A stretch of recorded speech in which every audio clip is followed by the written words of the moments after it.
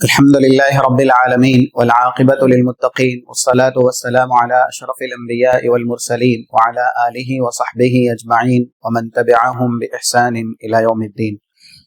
أما بعد فأعوذ بالله من الشيطان الرجيم.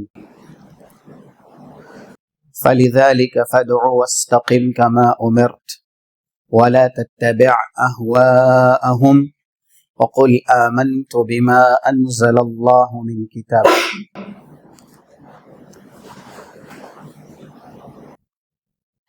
آج کی اصول ثلاثہ کی ہفتہ واری اس نشست میں تمام سامعین اور ناظرین کا استقبال کرتے ہوئے اللہ سے یہ دعا کرتے ہیں، اللہم انفعنا وارفعنا بالقرآن العظیم ولا تکلنا الى انفسنا طرفة عین واصلح لنا شأننا كله لا الہ الا انت وعلمنا ما ينفعنا وزدنا علما. فرشتوں کے احوال مومنین کے ساتھ گزشتہ درس میں یہ بات تفصیل کے ساتھ بیان کی گئی کہ ایمان والوں کے ساتھ فرشتوں کا گہرا رشتہ ہے. اس کو ہم 4 حصوں میں تقسیم کرتے ہیں. پہلا، مومنین کی نیکیاں لے کر کے فرشتے آسمان پہ چڑھتے ہیں اور آسمان سے رحمت برکت اہل ایمان کے لیے لے کے اترتے ہیں. اس کی دلیل دی گئی تھی جیسا کہ صحیح مسلم کی حدیث ہے اور صحیح بخاری کی 555 نمبر کی صحیح بخاری کی اور ایسے ہی 632 صحیح مسلم کی. عصر کے وقت اور فجر کے وقت فرشتوں کا اکٹھا ہونا اور نماز عصر نماز فجر یہ عبادت لے کر کے اللہ کے پاس جانا. یتعاقبون فیکم ملائکۃ باللیل وملائکۃ بالنہار. رحمت اور برکت بھی فرشتے لے کر کے اترتے ہیں. اس طرح کی محفلیں جہاں اللہ کا ذکر ہوتا ہے، دین کی تعلیم ہوتی ہے، کتاب اور سنت کی باتیں بیان ہوتی ہیں، محفل چھوٹی ہو یا بڑی ہو، یہاں پر بھی فرشتے اللہ کی رحمت لے کر کے نازل ہوتے ہیں. جیسا کہ صحیح مسلم میں 2699 نمبر کی حدیث کا آخری جز ہے، جس میں کہا گیا کہ جو بھی قوم مجتمع قوم فی بیت من بیوت اللہ یتلون کتاب اللہ ویتدارسونہ بینہم الا حفتہم الملائکہ وغشیتہم الرحمہ ونزلت علیہم السکینہ. تو یہ عمل بھی ہم اور آپ کو کرنا چاہیے. دین جہاں پر سکھایا جا رہا ہو، اللہ اور رسول اللہ کا تذکرہ جہاں پر کیا جا رہا ہو، وہاں کچھ دیر بھی اگر ہم بیٹھتے ہیں تو فرشتے اللہ کی رحمت سے ہم اور آپ کو ڈھانپتے ہیں. تو اس حدیث میں یہ بیان ہے کہ اہل ایمان کے لیے اللہ کی رحمت لے کر کے فرشتے اترتے ہیں. ہمارے گھر میں بھی فرشتے آتے ہیں، اسی لیے کچھ چیزوں سے اللہ کے نبی صلی اللہ علیہ وسلم نے ہم کو روکا، منع کیا کہ گھر میں یہ مت رکھو یا ایسے مت رہو. جیسا کہ صحیح بخاری کی ایک حدیث ہے 5949 نمبر کی، لا تدخل الملائکۃ بیتا فیہ کلب ولا تصاویر. فرشتے اس گھر میں نہیں جاتے جس گھر میں کتا ہوتا یا ایسے ہی جاندار تصویریں ہوتی ہیں. آج تصویر کا فتنہ بڑا عام ہے، اس لیے اس فتنے کے تعلق سے احادیث کے اندر بڑی مذمت ہے. انسان زیادہ تر جو شیطانی آلہ ہے تو وہ اللہ کی نعمت، لیکن اس کا زیادہ تر استعمال انسان کو انسان نہیں شیطان بنا چکا. اور ایسا گناہ جسے آج لوگ گناہ ہی نہیں سمجھتے، وہ ہے تصویر کا کھینچنا کھچوانا، فوٹو کا بغیر ضرورت کے لینا. تو یہ ایسا گناہ ہے جس کے تعلق سے احادیث میں اس طرح کی وعید شامل ہے. 10 حدیثیں امام بخاری نے ذکر کی ہیں، یعنی 5949 سے لے کر کے 5961 10 یا اس سے زائد ساری حدیثیں تصویر کی مذمت پہ دلالت کرتی. اور کہا گیا ان اشد الناس عذابا یوم القیامہ المصورون، قیامت کے دن سنگین سخت ترین عذاب جن کو دیا جائے گا، یعنی ان جیسا عذاب کسی کو بھی نہیں ہوگا، سب سے سخت عذاب جن کو دیا جائے گا اس میں سے ایک تصویر بنانے والے، تصویر بنوانے والے، کھینچنے والے، کھینچانے والے۔ تو یہ بہت بڑا گناہ ہے، ہم اور آپ کو اسے ذہن نشیں رکھنا ہے۔ سیلفی لینا یا کسی کے لیے بطور ہیلپ آپ اس کی تصویر لے رہے ہیں، آج اسے گناہ ہی نہیں سمجھا جاتا ہے، اور کہا جائے گا احیو ما خلقتم، تم نے دنیا میں جس کو پیدا کیا اس کو واپس زندہ کرو۔ تصویر کا بنوانا یہ گویا اللہ کے یہاں قیامت کے دن اس شخص کو کہا جائے گا کہ تم نے جس کو بنایا ہے اس کو زندہ کرو، یعنی اس میں روح پھونک کے دکھاؤ، اور انسان کر نہیں سکتا، اللہ کے علاوہ روح کون پھونک سکتا ہے؟ تو یہ تصویر جس گھر میں ہوتی ہے وہاں پر فرشتے اللہ کی رحمت لے کر کے نہیں آتے ہیں۔ تو یہ پہلی قسم ہے۔ اسی طرح ایک حدیث جو ذکر کی جاتی ہے 3060 جو صحیح الجامع کی ہے، لا تدخل الملائکۃ بیتا فی السکران، اس گھر میں بھی فرشتے داخل نہیں ہوتے جس میں لوگ نشہ کرتے ہیں۔ اب جو ہمارے یہاں نشہ کا تصور صرف شراب اور جو آخری درجے کا نشہ ہے وہی سمجھا جاتا ہے، حالانکہ صحیح مسلم کی حدیث ہے کل مسکر خمر وکل خمر حرام، کتاب الاشربہ کی یہ پہلی حدیث ہے۔ ہر نشہ آور چیز جس کا زیادہ کھانا بھی نشہ دلاتا ہو اس کی ادنا سی مقدار بھی شراب کے حکم میں ہے، جو شراب کا حکم ہے وہی اس کا بھی حکم ہے۔ تو جو نشہ آور چیزیں استعمال کرتے ہیں فرشتے ان کے ساتھ نہیں ہوتے، گویا کہ وہ ان کی حفاظت سے بھی، جو رحمت لے کر کے آتے ہیں اس رحمت سے بھی، جو برکت لے کر کے اترتے ہیں اس برکت سے بھی ایسے لوگ محروم رہتے ہیں۔ یعنی تمباکو نوشی کرنا یا ایسے ہی سگریٹ نوشی کرنا، یہ بھی وہ مرض ہے یا وہ گناہ ہے جس کی وجہ سے فرشتے قریب نہیں آتے، اور جب انسان کے ساتھ فرشتے نہیں ہوں گے حفاظت کے طور پہ، رحمت اور برکت کے طور پہ، تو پھر اس کو شیطان بنتے ہوئے یا شیطان کا کھلونا بنتے ہوئے دیر نہیں لگتی۔ کچھ ایسے بھی ہیں، اللہ ہدایت دے، جو سگریٹ نوشی کر کے نماز کے قریب نماز پڑھنے آتے ہیں۔ تو اب آپ نے جس زبان میں، جس منہ میں شیطانی اثر چھپایا ہے یا زبان کو شیطانی رنگ سے رنگا ہے، اس سے اگر اللہ کا ذکر کوئی کرے تو اللہ اس کا ذکر کیسے قبول کرے گا؟ تو یہ پہلی قسم آتی ہے جو مومنین کے احوال کے ساتھ ہم نے گزشتہ درس میں سنا۔ فرشتے مومنین کے اعمال لے کر کے چڑھتے ہیں اور رحمت برکت لے کر کے اترتے ہیں۔ تو جس گھر میں نشہ اور چیزیں استعمال ہوتی ہیں یا جو لوگ نشہ کرتے ہیں اس میں بھی فرشتے نہیں آتے۔ یہاں تک ہے جنبی حالت جنابت میں اگر انسان رہتا ہے تو بھی فرشتے اس کے قریب نہیں آتے۔ اسی لیے اللہ کے نبی صلی اللہ علیہ وسلم مجامعات کرنے کے بعد، بیوی سے ملنے کے بعد، یا تو آپ غسل کر لیتے تھے یا وضو کر لیتے تھے۔ تو انسان حالت جنابت میں غسل نہیں کر سکتا تو کم سے کم اس کو وضو کر لینا چاہیے تاکہ فرشتوں کا ساتھ اس کو مل جائے۔ اور زعفران کی خوشبو جو لگائی جانے والی خوشبو ہے یہ خواتین کے لیے خاص ہے، مردوں کو اس سے منع کیا گیا ہے۔ تو جو لوگ ایسی خوشبو ملتے ہیں، لگاتے ہیں، ان کے پاس بھی فرشتے نہیں آتے۔ دوسری قسم ہے فرشتوں کی مومنین کے ساتھ، کہ مومنین کے لیے دعائے مغفرت اور دعائے رحمت کرتے ہیں۔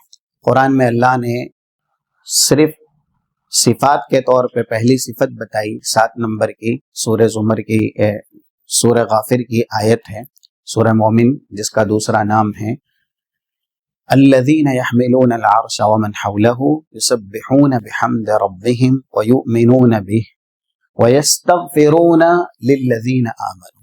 ایمان والوں کے لیے فرشتے جو عرش کے گرد و پیش میں ہیں وہ اور دوسرے فرشتے یہ دعائے مغفرت اور دعائے رحمت کرتے ہیں، اور بڑی تفصیل سے دعا بتائی گئی کہ اللہ ان کو یہ عنایت کر، ربنا وسعت کل شیء رحمتا وعلما فاغفر للذین تابوا واتبعوا سبیلک۔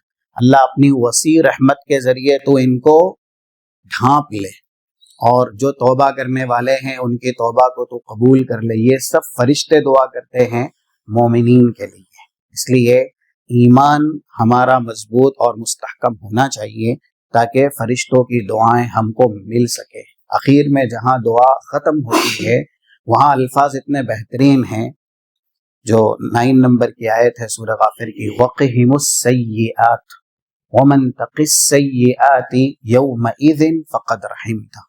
اللہ تو انہیں جتنے بھی برے انجام ہیں ان سے محفوظ کر لے۔ یعنی یہ دعا میدان محشر کی سختی، یہ دعا قبر کی سختی، جہنم کی سختی، اس سے بچنے کے لیے وَمَن تَقِ السَّيِّئَاتِ يَوْمَئِذٍ فَقَدْ رَحِمْتَ، کیونکہ جو اس دن اللہ کی پکڑ سے اور سنگین حالات سے بچا لیا گیا، اللہ تو اس پہ ہی رحم کرے گا، اور یہی فوز عظیم ہے، سب سے بڑی کامیابی ہے۔ تو یہ بھی فرشتوں کی دعا ہے مومنین کے لیے کہ انہیں عذاب قبر سے، جہنم سے، میدان محشر کی سختی سے محفوظ کرنے کے لیے دعا کرتے ہیں اللہ سے۔ تیسری جو قسم ہے وہ ہے اہل ایمان سے محبت کرنا۔ اب اس میں محبت کے ساتھ ساتھ ولایت بھی ہے، یعنی دوستی کرنا، یا اسی طریقے سے ساتھ دینا۔ جیسا کہ درس میں ہم نے سنا کہ جو لوگ مسجد میں عبادت کے عادی ہوتے ہیں فرشتے ان کے جلیس ہو جاتے ہیں، یعنی ان کے ساتھ میں رہتے ہیں۔ جب وہ غائب ہوتے ہیں تو فرشتے ان کو ڈھونڈتے ہیں، وہ بیمار ہوتے تو ان کی عیادت کرتے ہیں، وہ کسی مشکل میں پھنس جاتے ہیں تو فرشتے ان کی مدد کرتے ہیں۔ 3401 جو سلسلے صحیحہ کی حدیث ہے۔ تو یہ تیسری قسم ہے فرشتوں کی اہل ایمان کے ساتھ، کہ وہ مومنین کے ساتھ دوستی کرتے ہیں اور مومنین کے ساتھ محبت مومنین کے ساتھ محبت کرتے ہیں اور دوستی کرتے ہیں۔ تو ولایت ہو یا اسی طریقے سے محبت ہو، ساتھ ہو، یہ اسی میں ہی آتا ہے۔ محبت کی ایک اور دلیل ہے، جیسا کہ صحیح مسلم کے اندر 2637 نمبر کی، اذا احب اللہ عبدا نادى جبرائیل، جب اللہ کسی بندے سے محبت کرتا ہے تو سب سے پہلے حضرت جبرائیل کو آواز دیتا ہے، اور حضرت جبرائیل سے کہتا ہے یا جبرائیل انی احب فلانا فاحبہ، میں اس بندے سے محبت کرتا ہوں اس لیے تم بھی اس سے محبت کرو۔ اب حضرت جبرائیل جس سے محبت کرے اس کا مقام اور اس کا مرتبہ کتنا بلند ہوگا۔ پھر اس پر ہی بس نہیں ہے، آگے یہ بھی ہے ثم ینادی جبرائیل فی اہل السماء ان اللہ یحب فلانا فاحبوہ۔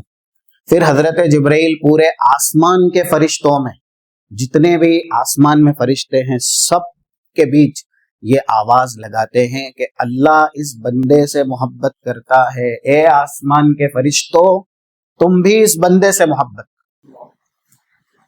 اور یہاں تک اس پر بھی بس نہیں، ثم یوضع له القبول فی الارض، اللہ جس سے محبت کرتا ہے اسے آسمان والوں کا، فرشتوں کا بھی محبوب بناتا ہے، اور زمین والوں کا چہیتا، زمین والوں کا بھی محبوب بناتا ہے۔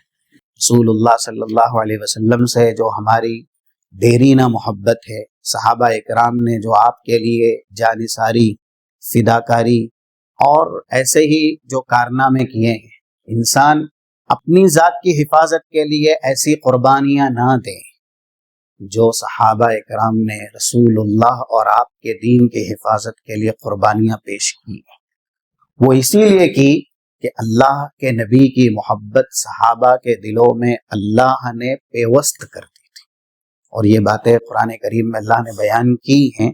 6263 سورہ انفال کی آیت ہے، وَأَلَّفَ بَيْنَ قُلُوبِهِمْ لَوْ أَنفَقْتَ مَا فِي الْأَرْضِ جَمِيعًا مَا أَلَّفْتَ بَيْنَ قُلُوبِهِمْ وَلَكِنَّ اللَّهَ أَلَّفَ بَيْنَهُمْ۔ اے نبی، اگر آپ پورے زمین کے برابر پیسہ، مال، دینار، درہم دے کر کے بھی ایسے صحابہ اور ایسے محبوب لوگ بنانا چاہتے کہ آپ کے پیچھے چلنے والے آپ کے ایسے وفادار ہوں، آپ ان کو پوری زمین بھر دولت دے دیتے تو بھی ایسے محبوب لوگ آپ کو نہ مل پاتے۔ یہ جو صحابہ آپ کے پیچھے فداکارانہ، جانثارانہ جذبہ رکھتے ہیں، اس میں کمال کرشمہ اللہ کا، وَلَكِنَّ اللَّهَ أَلَّفَ بَيْنَهُمْ۔ آپ کی محبت اللہ نے ان کے دلوں میں ان کی جانوں کی محبت سے زیادہ ڈالی۔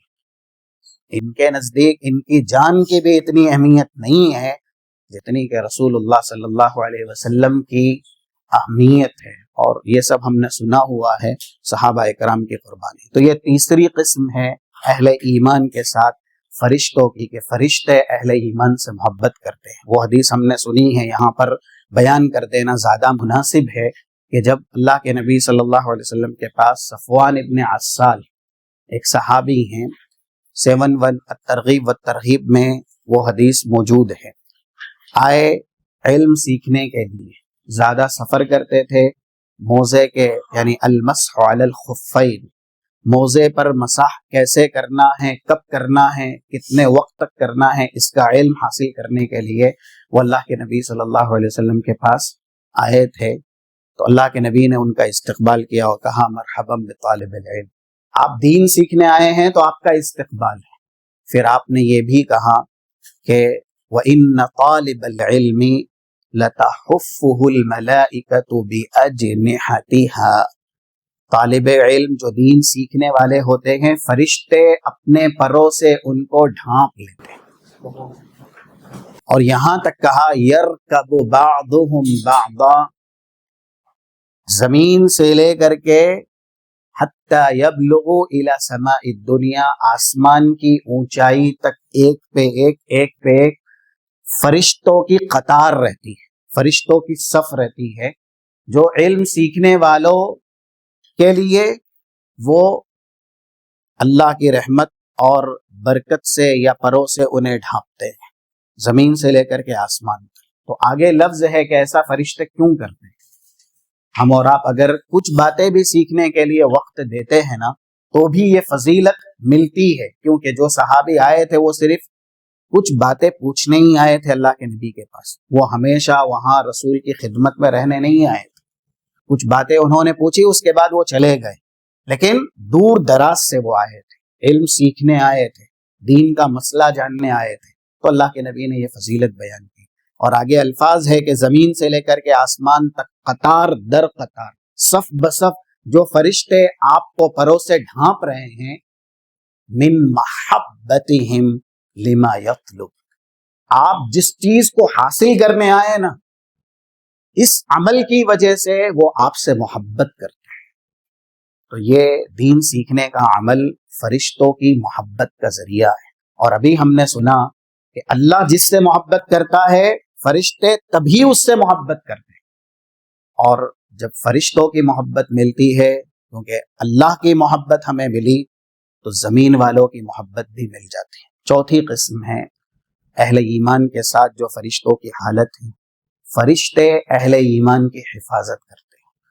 جو دلیل حفاظت کی دی گئی تھی اس کے علاوہ جو دلیل ہے، مثلا اللہ کے نبی صلی اللہ علیہ وسلم کے ساتھ ایک بار ایسا ہوا، 2995 سلسلے صحیحہ کی حدیث ہے، جاءت الشیاطین الی رسول اللہ صلی اللہ علیہ وسلم من الاودیہ، وادیوں سے، جنگلوں سے شیاطین کی فوج اللہ کے نبی کی طرف آئی، اور تحدرت علیہم من الجبال، کچھ لوگوں نے بڑے بڑے پتھر لیے تاکہ وہ اللہ کے نبی پر گرائیں، یعنی شیطانوں میں سے، اور وفیہم شیطان معہ شعلۃ من النار، ایک ایسا شیطان تھا جس کے پاس آگ کا بڑا سا شعلہ تھا، یرید ان یحرق رسول اللہ، اور وہ رسول اللہ کو بھسم کرنا چاہتا تھا۔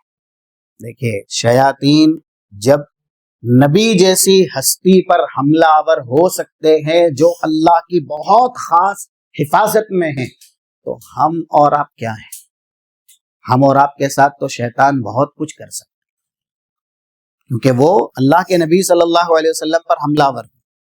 معلوم ہے شیاطین کو بھی کہ نبی پر ہمارا زور نہیں چل سکتا، لیکن حق کی نفرت، دین کی دشمنی، یہ انہیں آمادہ کرتی ہے دینداروں کو پریشان کرنے اور دینداروں کو تکلیف دینے، ایمان والوں کو تکلیف دیتے ہیں شیاطین۔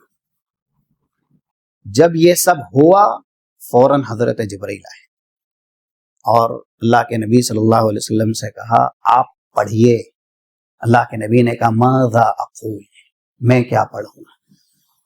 حضرت جبرائیل اللہ کے نبی صلی اللہ علیہ وسلم کے پاس آتے تھے جب شیطانوں نے یعنی انسان شیاطین نے رسول پر جادو کیا نا، تب بھی حضرت جبرائیل اللہ کے نبی صلی اللہ علیہ وسلم کے پاس آئے تھے۔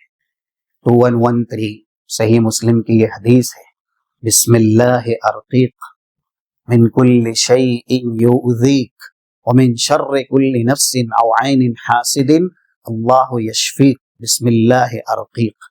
حضرت جبرائیل نے دم کیا اللہ کے نبی صلی اللہ علیہ وسلم پر، تو اگر فرشتوں کی طرف سے ایسی حفاظت ہو تو شیاطین کی ساری سازشیں یہ ناکام ہو جاتی ہیں۔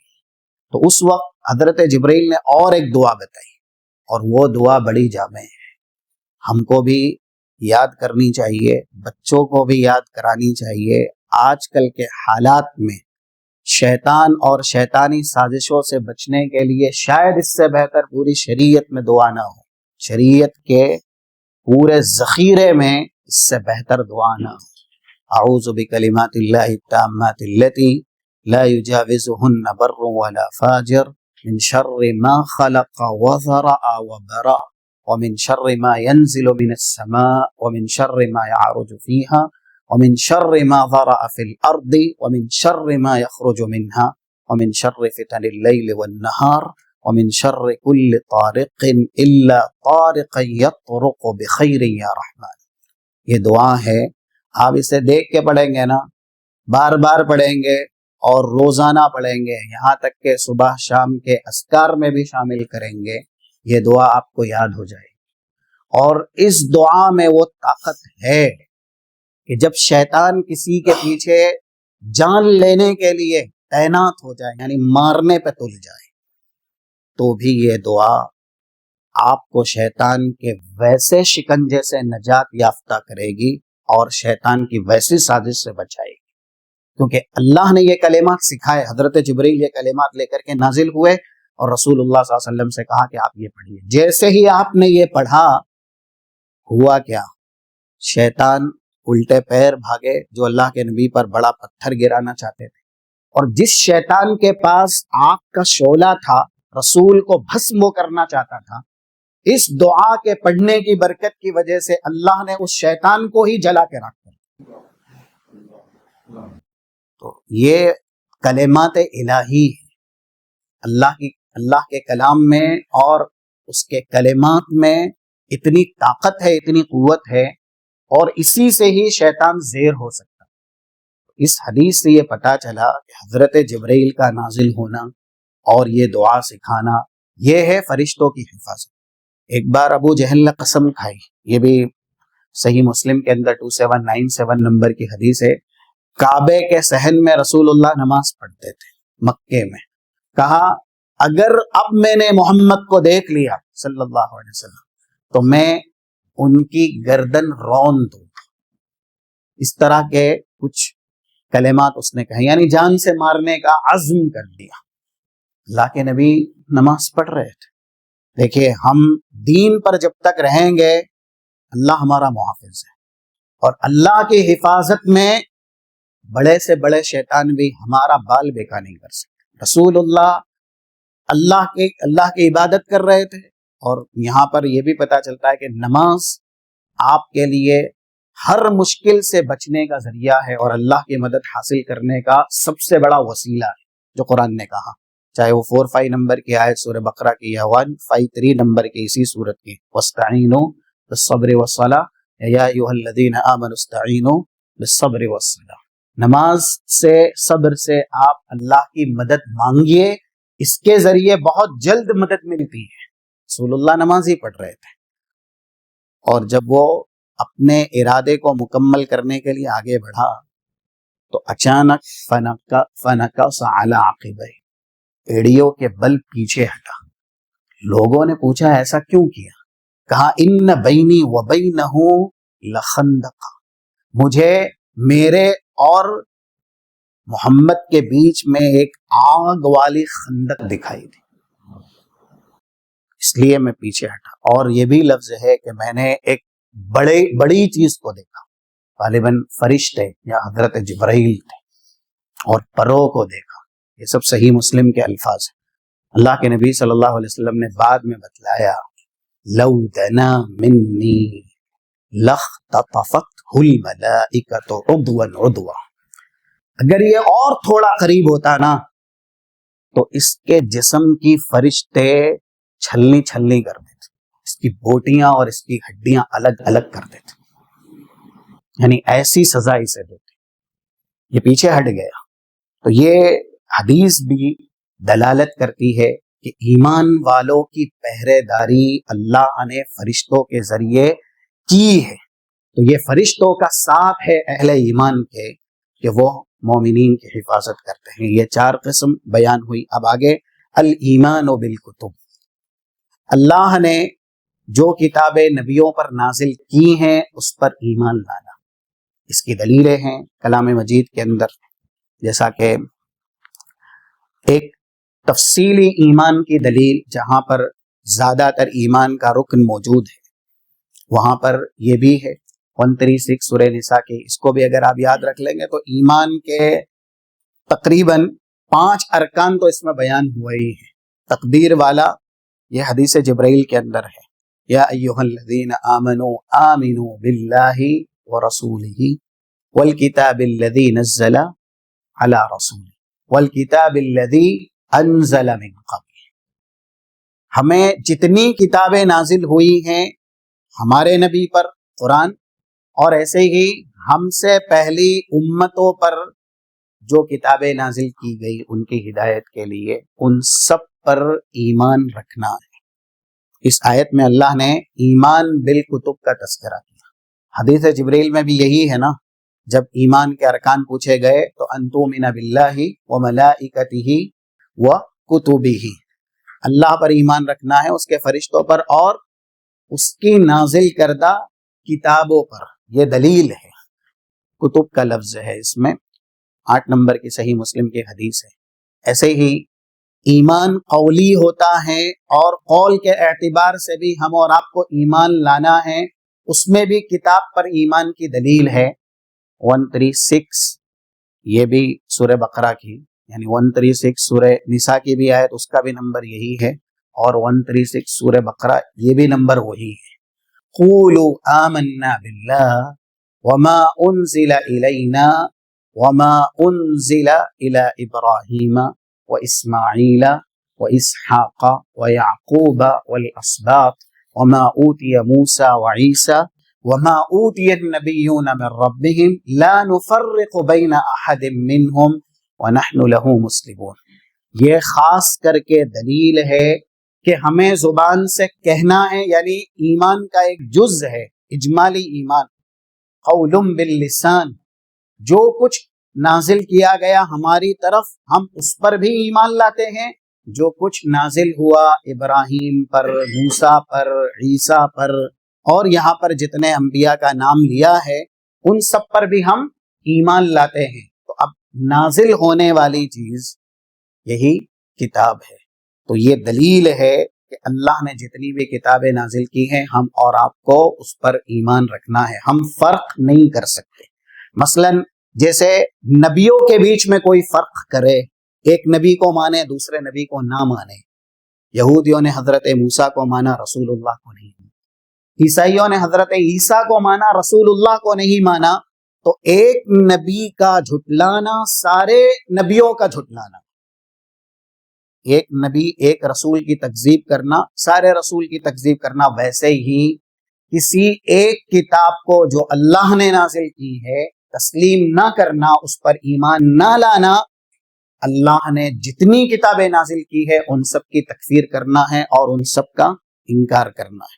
سورہ بقرہ میں اور ایک دلیل ہے کتاب پر ایمان کی، جس میں کتاب کا لفظ ہے اور اس سے مراد ساری آسمانی کتاب ہے جو اللہ نے نازل کی ہے. 177 یہ نمبر ہے. لیس البر ان تولوا وجوہکم قبل المشرق والمغرب ولکن البر من آمن باللہ والیوم الآخر والملائکۃ والکتاب.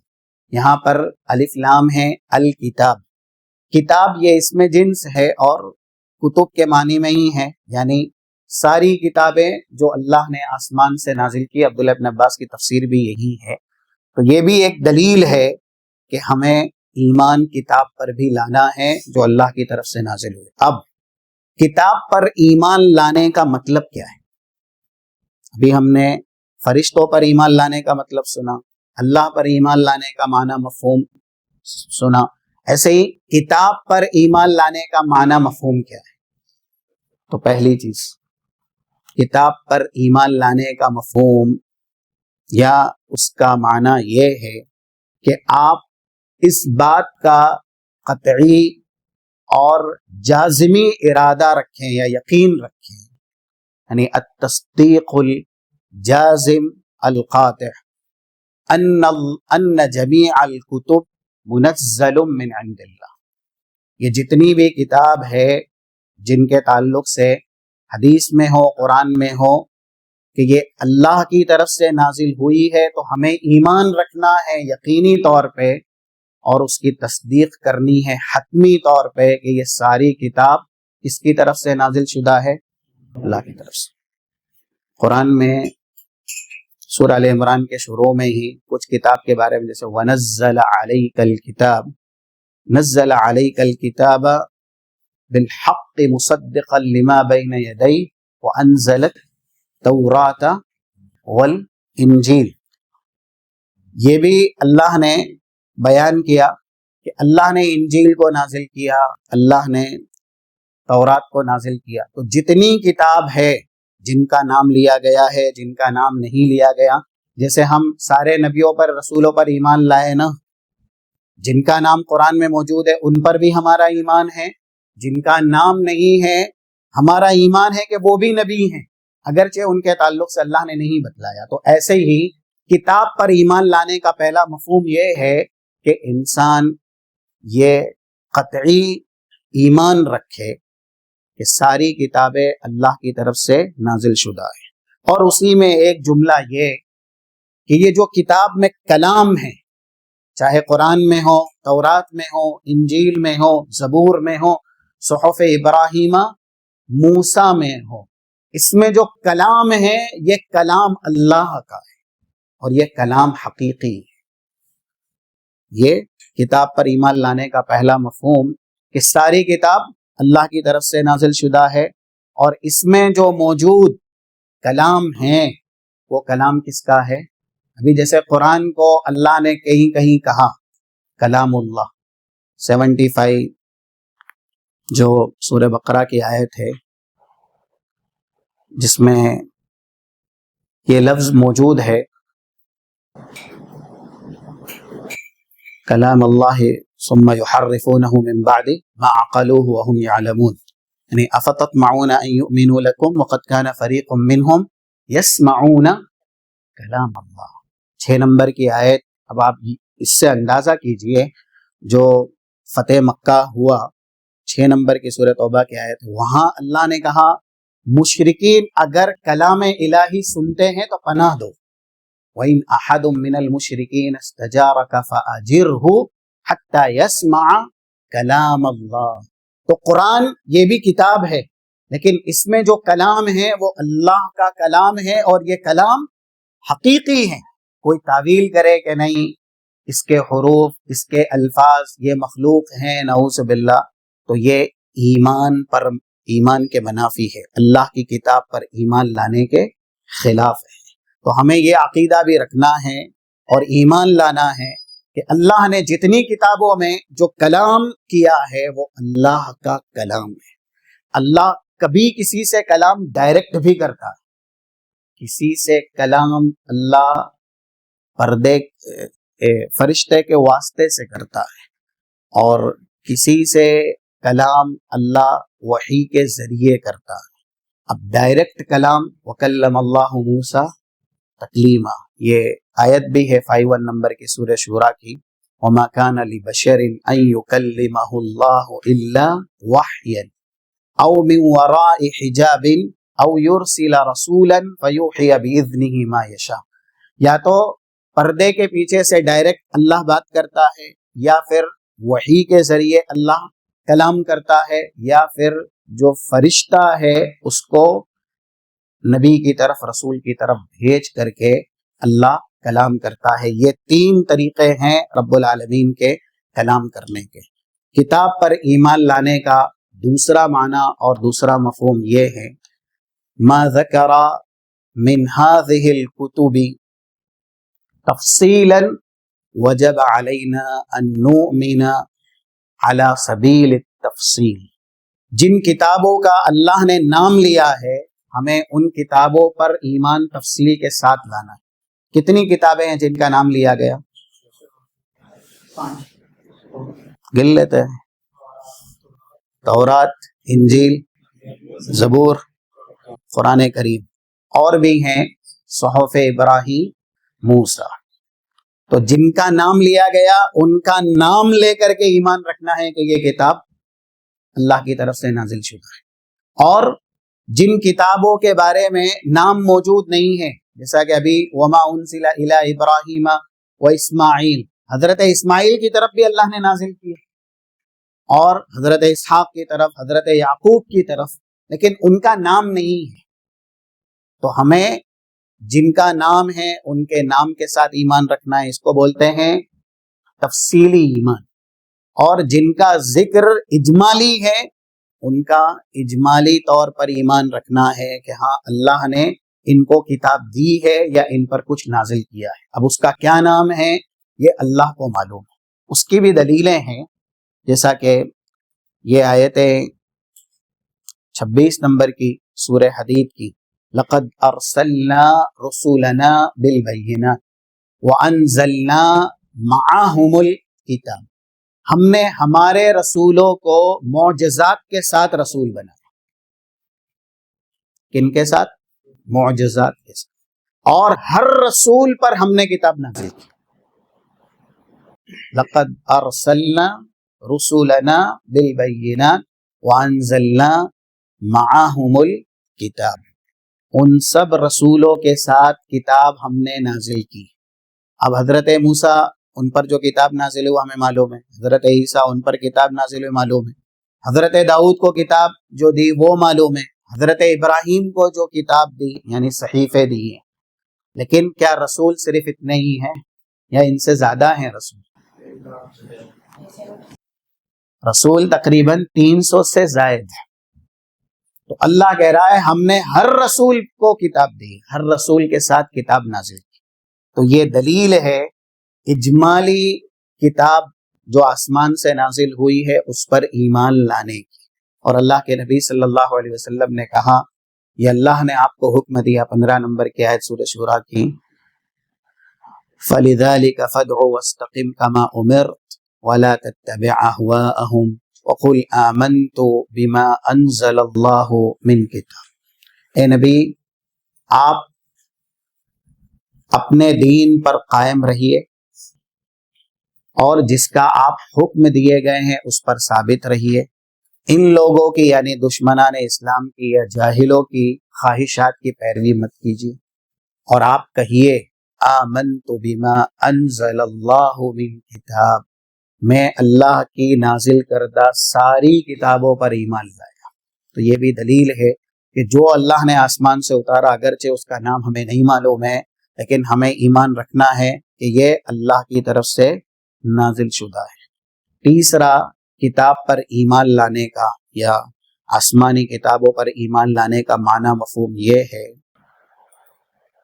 جو کچھ قرآن کریم سے پہلے کتابیں نازل ہوئی ان میں اخبار موجود ہے، ان کی تصدیق کرنا، جس کی تصدیق قرآن نے کی ہے۔ یعنی تورات میں، انجیل میں، زبور میں اور جو بھی قرآن سے پہلے کتاب آئی ہیں ان میں اللہ نے جو خبریں دی ہیں ان خبروں کی تصدیق کرنا، جس کی تصدیق قرآن نے کی ہے۔ اب قرآن کریم نے تورات، انجیل، ان میں سے کن کن کی تصدیق کی ہے، اس کی مثال ہے، تو اس کا بھی تذکرہ ہے۔ ہم سورہ اعلیٰ سنتے ہیں نا بار بار، 16، 17، 18 اور 19 تک سورہ اعلیٰ ختم ہو جاتی ہے۔ بل توثرون الحیات الدنیا والآخرۃ خیر وابقی، تم دنیاوی زندگی کو ترجیح دیتے ہو جبکہ آخرت ہمیشہ باقی رہنے والی اور وہ بہتر ہے دنیا سے۔ ان ھذا لفی الصحف الاولی صحف ابراہیم و موسیٰ، تو یہ خبر ابراہیم اور حضرت موسیٰ کے صحیفوں میں ہے کہ دنیاوی زندگی کو تم ترجیح دیتے ہو جبکہ آخرت بہت بہتر ہے دنیا سے اور باقی رہنے والی ہے۔ یہی بات ہماری کتاب میں بھی بیان ہوئی ہے نا، دنیا کی مذمت کے تعلق سے اور آخرت کے باقی ہونے کے تعلق سے، اور یہ قرآن ہی کہہ رہا ہے۔ اس لیے ان ساری باتوں کی ہمیں تصدیق کرنی ہے جن کی تصدیق قرآن نے کی ہے، یعنی وہ ساری خبریں جو آسمانی کتابوں میں قرآن سے پہلے آئی اور قرآن اگر ان کی تصدیق کر رہا ہے تو ہمیں بھی اس کی تصدیق پر قطعی جازمی ایمان رکھنا ہے۔ غالباً 37 اور اس کے بعد 41 تک سورہ نجم کی آیت ہے، وَإِبْرَاهِيمَ الَّذِي وَفَّى أَلَّا تَزِرُ وَازِرَةٌ وِزْرَ أُخْرَى وَأَن لَّيْسَ لِلْإِنسَانِ إِلَّا مَا سَعَىٰ وَأَنَّ سَعْيَهُ سَوْفَ يُرَىٰ۔ حضرت ابراہیم بھی صحیفے دیے گئے، اس میں یہ بات تھی کہ کوئی کل قیامت کے دن کسی کا بوجھ نہیں اٹھائے گا۔ اللہ تزر وازرۃ وزر اخرى وَأَن لَّيْسَ لِلْإِنسَانِ إِلَّا مَا سَعَىٰ، انسان کے لیے اتنا ہی ہے جتنی کہ اس نے کوشش کی ہے، اور جو جتنی کوشش محنت کرے گا کل وہ اپنی کوشش کو دیکھے گا، یعنی اس کا بدلہ پائے گا۔ یہ بات کس میں بیان ہوئی؟ حضرت ابراہیم کے صحیفے میں، اور اس بات کی تصدیق کہاں ہوئی؟ کس نے کی؟ قرآن کریم نے۔ تو ہمیں اس طرح کی خبروں پر ایمان رکھنا ہے کہ یہ بات حضرت ابراہیم کو جو اللہ نے صحیفے دیے تھے، یعنی چھوٹی چھوٹی کتابچے جس کو بولتے ہیں، اس میں یہ بات بیان ہوئی تھی۔ بنی اسرائیل کو کون سی کتاب دی گئی؟ قرآن جیسی ہی کتاب، یعنی بڑی کتاب تورات۔ تورات کا حصہ یا اس میں قدرے کچھ احکام کی تبدیلی انجیل، یہ بنی اسرائیل کو دی گئی۔ قرآن میں اللہ کہہ رہا ہے کہ ہم نے ان کی کتابوں میں یہ احکام بیان کیے ہیں۔ آپ 32 نمبر کی آیت دیکھیں، من اجل ذلک كتبنا على بني اسرائیل انه من قتل نفسا بغیر نفس او فساد في الارض فكأنما قتل الناس جميعا ومن احیاها فكأنما احیا الناس جميعا، جو ایک کو ناحق مارے گا وہ پوری انسانیت کا قاتل شمار ہوگا، اور جو کسی مظلوم کو بچائے گا وہ پوری انسانیت کو بچانے والا شمار ہوگا۔ یہ بات ہم نے بنی اسرائیل کی کتاب میں بیان کی، تو ہمیں ایمان رکھنا ہے کہ تورات میں اللہ نے یہ بات بیان کی ہے اور اس کی تصدیق قرآن کریم میں موجود ہے۔ اللہ ہی کہہ رہا ہے کہ ہم نے بنی اسرائیل پر یہ فرض کر دیا یا یہ لکھ دیا، یعنی ان کی کتاب میں یہ بات موجود ہے۔ ایسے ہی قصاص والا جو مسئلہ ہے کہ جان کے بدلے جان، اور جو بھی پارٹس آف دا باڈی ہے، یعنی اگر کسی نے کسی کی آنکھ پھوڑ دی ہے یا ناک توڑ دی ہے یا اور کچھ، تو وہ بات بھی بنی اسرائیل ہی کی ہے، یعنی تورات میں اللہ نے بیان کی ہے۔ 46 نمبر کی آیت ہے غالباً سورہ مائدہ کی، وَكَتَبْنَا عَلَيْهِمْ فِيهَا أَنَّ النَّفْسَ بِالنَّفْسِ والعین بالعین والانف بالانف والاذن بالاذن والسن بالسن. کسی نے کسی کو ناحق مارا اس کو بھی قتل کیا جائے گا بدلے میں. کسی نے کسی کا کان یہ کاٹ دیا اس کا بھی کان کاٹا جائے گا. دانت توڑا اس کا بھی توڑا جائے گا. ناک پھوڑی اس کی بھی ناک پھوڑی جائے گی. یہ جو قصاص ہے یہ بنی اسرائیل کی کتاب میں اللہ نے نازل کی تورات میں. قرآن اس کو بیان کر رہا ہے تو ہم اور آپ کو تصدیق کرنی ہے ساری آسمانی کتاب کی ان خبروں کی جن کی تصدیق قرآن کے اندر یا حدیث کے اندر موجود ہے. یہ تیسرا معنی ہوا. چوتھا معنی اور یہ آخری معنی ہے کتاب پر ایمان لانے کا کہ قرآن کریم یہ کتاب ہے. اللہ نے اپنی اس کتاب کے ذریعے ما سبق جتنی بھی کتابیں تھیں ان کے سارے احکامات کو منسوخ کر دیا. قرآن ان کے اوپر حاکم بھی ہے اور قرآن ان کی تصدیق بھی کرنے والا ہے. کتاب پر ایمان لانے میں یہ ایمان بڑا اہم ہے کہ آپ اس قرآن کو ساری آسمانی کتابوں کا ناسخ مانیں اور ساری آسمانی کتابوں پر حاکم مانیں اور ساری آسمانی کتابوں کا مصدق تصدیق کرنے والا مانیں. 6 نمبر کی آیت اور ایسے ہی 8 نمبر کی آیت جو سورہ مائدہ کی ہے اس میں اس بات کا بیان موجود ہے. وَأَنزَلْنَا إِلَيْكَ الْكِتَابَ بِالْحَقِّ مُصَدِّقًا لِمَا بَيْنَ يَدَيْهِ مِنَ الْكِتَابِ وَمُهَيْمِنًا عَلَيْهِ. ہم نے اے نبی آپ کی طرف ایسی کتاب نازل کی یعنی قرآن کریم جس نے ساری آسمانی کتابوں کی تصدیق کی. ہم کو کیسے پتا چلا کہ حضرت موسیٰ پر اللہ نے تورات نازل کی, حضرت عیسیٰ پر اللہ نے انجیل نازل کی؟ کیسے ہم کو پتا چلا؟ کس نے بتایا؟ قرآن نے بتایا نا. ہم حضرت موسیٰ پر تورات نازل ہوئی اس پر ایمان لائے تو کس پر ایمان لانے کی وجہ سے؟ قرآن کریم پر ہمارا ایمان ہے تو ہی ہم حضرت موسیٰ کی کتاب تورات ان کو دی گئی, بنی اسرائیل کو دی گئی, اس پر ہمارا ایمان ہے. جو قرآن کریم کو حاکم نہیں مانتا ساری آسمانی کتابوں پر اور قرآن کریم کو ساری آسمانی کتابوں کا مصدق نہیں مانتا وہ اللہ کی کسی بھی کتاب پر ایمان لانے والا شمار نہیں کیا جائے گا. تو یہ 4 معنی ہیں, دوہرا دیا جائے. پہلا معنی کتاب پر ایمان لانے کا یہ ہے کہ جو بھی کتاب آسمانی ہے وہ اللہ کی طرف سے نازل شدہ ہے, اس کا نازل کرنے والا اللہ ہے اور اس میں جو کلام ہے وہ کلام حقیقی ہے, یعنی وہ کلام اللہ کا ہے, چاہے وہ تورات میں ہو, انجیل میں ہو, زبور میں ہو, قرآن کریم میں ہو. اور دوسرا معنی کتاب پر ایمان لانے کا جن کا نام لے کر کے اللہ نے قرآن میں بتلایا ہے کہ یہ کتاب نازل کی, ہمیں ان کے نام کے ساتھ ایمان رکھنا ہے. اور جن کتابوں کا نام نہیں لیا گیا ہے ان پر اجمالی ایمان رکھنا ہے کہ اس کے علاوہ بھی اللہ نے کتابیں نازل کی ہیں. تیسرا آسمانی پچھلی کتابیں قرآن کے علاوہ اس میں کچھ احکام بیان ہوئے ہیں یا ایسے ہی خبریں بیان ہوئی ہیں تو ان خبروں کی تصدیق کرنا یعنی ان پر ایمان لانا جس کی تصدیق کی دلیل اللہ کے کتاب میں موجود ہے یا رسول اللہ صلی اللہ علیہ وسلم کے فرمان میں موجود ہے. شادی شدہ جوڑا زنا کرے تو سزا ہے نا ہماری شریعت میں رجم کی, یہ سزا تورات میں بھی ہے, یہ حدیث سے معلوم ہوا. ویسے بھی رجم کی سزا شادی شدہ جوڑوں کے لیے جو زنا کرتے ہیں وہ قرآن میں نہیں, یعنی قرآن کریم کے اندر زنا کی سزا ہے, لیکن یہ جو سزا ہے شادی شدہ کے لیے رجم یہ حدیث میں ہے.